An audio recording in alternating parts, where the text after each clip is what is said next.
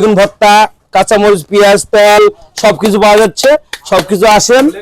ধরুন বেগুন ভর্তা হচ্ছে 10 টাকা পিস, আর কালার রুটি 30 টাকা। সবাই আসেন, বসেন ভাই।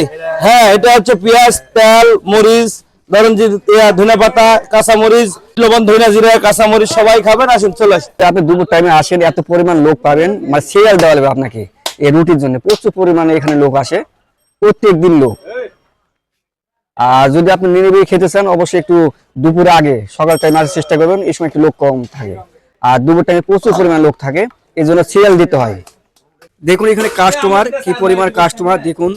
আর এগুলো হচ্ছে মুকুট হচ্ছে খাবার পেট ভরা জিনিস না। আর চাইলে আপনারা এখানে আসতে পারেন। এখানে কিন্তু দূর দূরান্ত থেকে লোক আসে, বিভিন্ন থানা থেকে আসে।